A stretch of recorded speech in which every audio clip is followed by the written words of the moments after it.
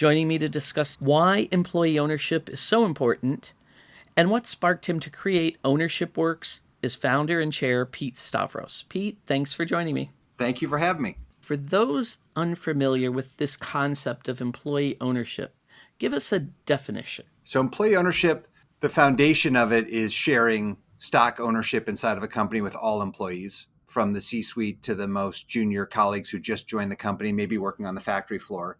But really, when we say employee ownership, we mean more than that. So we mean giving people financial information about the business, helping them understand the business plan and where they're headed, really driving, measuring, and managing to a higher level of employee engagement, teaching financial literacy, getting workers more involved in decision making.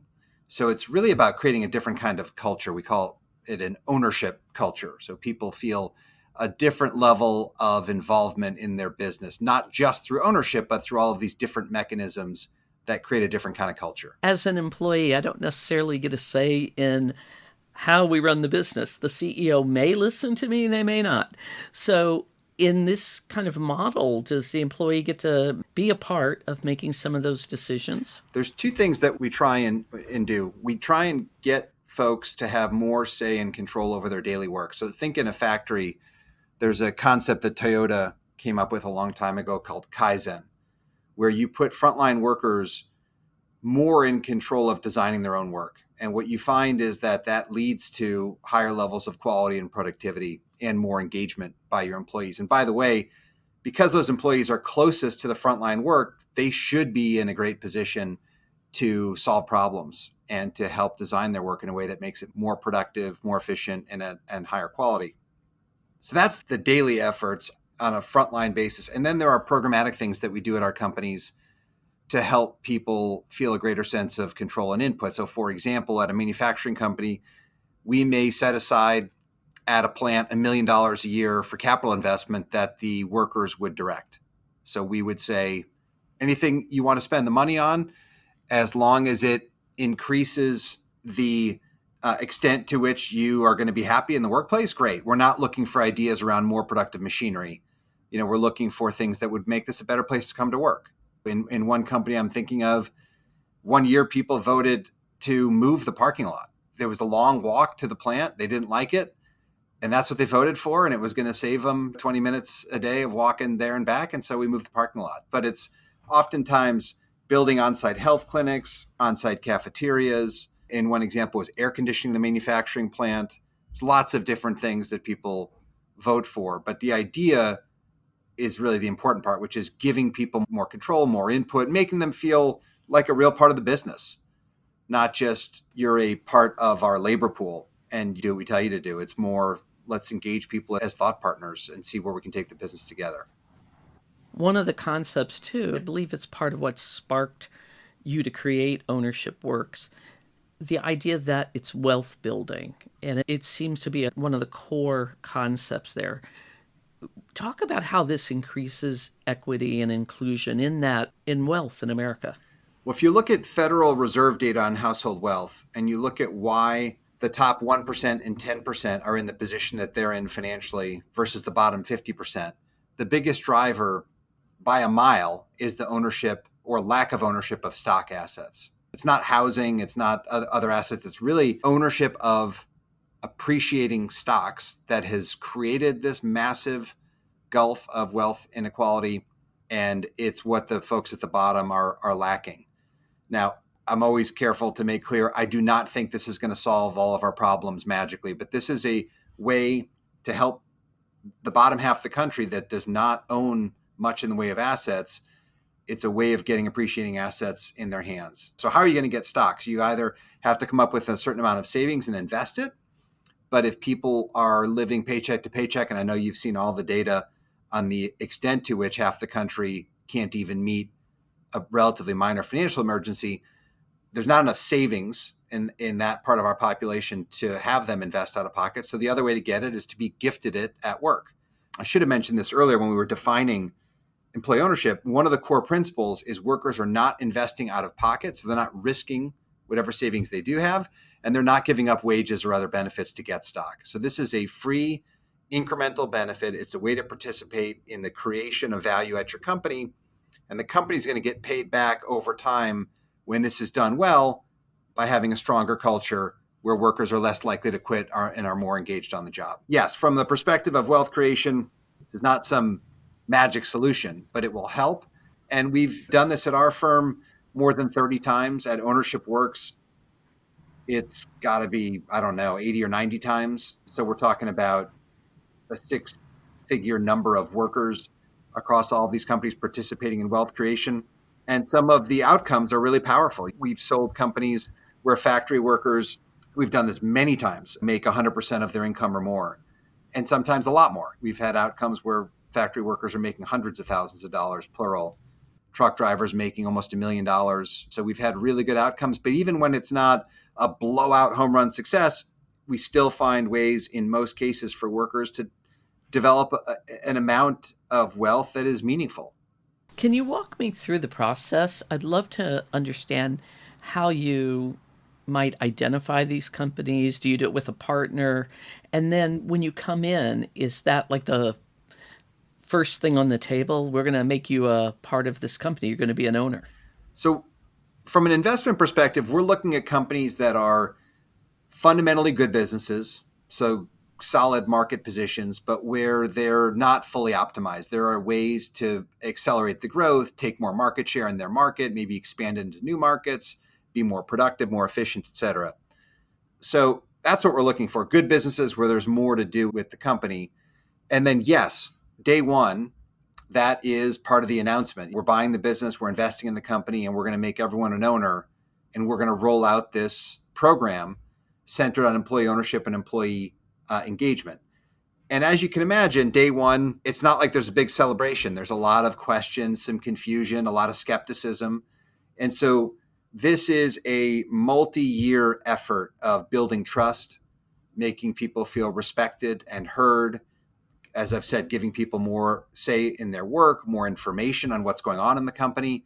And over a period of many years, when this is done well, then value can be created, cultures can change, but this is a long-term effort, and it's got to be the top priority for the leadership team. This is not like one of 10 things that they're doing. This has to be the number one thing we are doing. Is we are going to engage employees in a different kind of way, and that is going to help us achieve all of our other objectives, which are secondary to this primary one of treating our people differently. I think the trust issue is probably something it's just part of our society, that it's always workers versus employers. And that must be a hard one to get past. It is, because this has been going on for generations. I know there's a lot of press now around conflict between unions and management, labor and management. This has been going on forever. This is where the labor union movement, why it began, was workers felt abused. There was all this conflict, and workers needed to unite to get some decent treatment and have a chance to get somewhere, and not to mention to be safe on the job. So that's the thing that we always counsel our CEOs on, is don't expect that we announce this and everything's fine. This is going to be a multi-year effort. It's going to be very difficult, and it doesn't always work. It's not like this is, you just follow a few simple steps and the culture changes. This is difficult. This is an investment, and investments are not certain to deliver the results you hoped for. But I can tell you, when it has worked and when leadership teams have done a great job, it has been pretty magical. So, for the company that you come into and you approach and say, hey, we'd like to come in, we're buying, this is what we want to offer to the employees. We see that there's value. What about that owner, that original owner that you're approaching? Do they have their own apprehensions? Not really. And keep in mind, after we purchase the company, obviously the old owner doesn't really have a say. So even if the old owner were to believe, I don't believe in employee ownership and all this culture change stuff and employee engagement, now it's, They don't have a yeah, now say. we own the business and we have a responsibility to the employees and to the shareholders, our investors, to create value. And we just think this is a core part of doing that, to have a culture where people feel trusted and respected and valued and included, and they have a stake in the outcome. Give me an example of the kind of company that you might be investing in. You may go in and do this model in. It can be any kind of company. We started this in industrials with manufacturing businesses. And the idea there was manufacturing businesses often have as much as 80% of their workforce as hourly employees in manufacturing plants and distribution centers. And that 80% of the workforce determines your quality, on time delivery, cost, productivity, scrap. They're doing all the work. And in most companies, they hate their jobs. So it's this weird situation where the majority of the workforce who are critical and make or break your success don't like the company that they work for. And all the Gallup data substantiates that 70% of Americans basically don't like their job. The results are certainly worse for blue collar employees. So we figured, what if we could change that? What could we do for workers? What could we do for company cultures and ultimately for our investors if we could change that? The fact that we started with manufacturing businesses did lead some to say, well, it works there because we did have a lot of success with it, but it's not going to work with a media business or a healthcare company or a financial institution.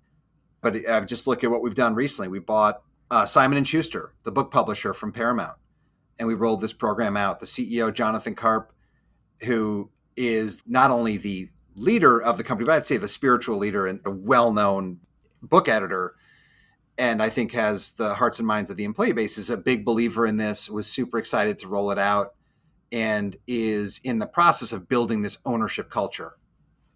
And it's going to work. They're going to stand up this division of Paramount up on its own. It'll be its own entity with its own culture. And he's doing all the things that we like to see our CEOs do around information sharing, financial information sharing. He's working on ways to give people more of a voice in the company and all the things that you need to do over time to build this ownership culture. It's not going to happen day one. This is going to take time, but I think he'll get us there. And I've seen this work, as I said, across all the sectors that we invest in. We're now doing this in Europe and selectively in Asia. So it's not just a US phenomenon. And I think this has real potential across the entirety of the economy. We both have fathers who, worked hourly jobs. My dad was in manufacturing, yours was in construction. And I think we also both saw what would go on there. Sometimes there'd be a union involved, and maybe you get a raise every 3 or 4 years. But I think it was hard to build wealth if you had an hourly job. You're not going to have those assets that some other people have. How much of that influenced this decision for you as well? For sure. I mean, that was the original interest I had in profit sharing, ownership, finding ways for workers to build wealth, was definitely my dad. My dad was a construction worker in Chicago, earned an hourly wage for 40 years. My mom, until I was born, was a secretary and then retired. So there were two things that happened. One, I saw my dad struggle. I think when he retired, he was making $15 or $20 an hour. And he did not like the fact that he couldn't build wealth, but also that there was this misalignment of incentives. If you earn an hourly wage, you get paid for hours, not productivity. And that kind of drove my dad crazy, the fact that he and his employer were not aligned. I think you've been co-head of U.S. private equity at KKR for quite a while. What made you decide to found Ownership Works? What did you see? What sparked you? Well, I'd been doing this as an investor around, back to like 2010. We started talking about it publicly as a firm after we had had some successes and had enough data to understand how it was going and enough experience to feel comfortable talking about it publicly. So maybe we started talking about it in 2017 or something like that. And then I started getting phone calls from other investors, company CEOs, asking for help, wanting to try this program at their companies. And so, I needed help because I had my day job and there were a lot of incoming calls. B, we felt as a firm that there was real value in collaboration. If we could get more people working on this together, we would have more experiments running. As I've said many times, this is very difficult. We don't have all the answers, but if we had more smart people working on it together, we would make faster progress. I saw an opportunity to get different voices around the table. So if you look at who really founded Ownership Works, you had around the table investors, banks, professional service firms, pension funds, union leaders. It was a very eclectic group, and all of them saying the same thing of like, if we could get this right and figure it out, this could really matter. The timing of the founding coincided with COVID and with George Floyd. there was a real recognition that the economy was unfair.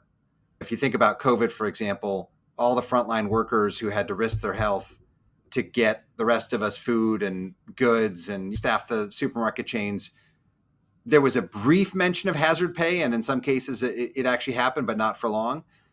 So there was, I felt like a realization of, hey, this really is not terribly fair. All the white collar folks work from home. The frontline workers who have no stake in the outcome have to go to work and risk their health.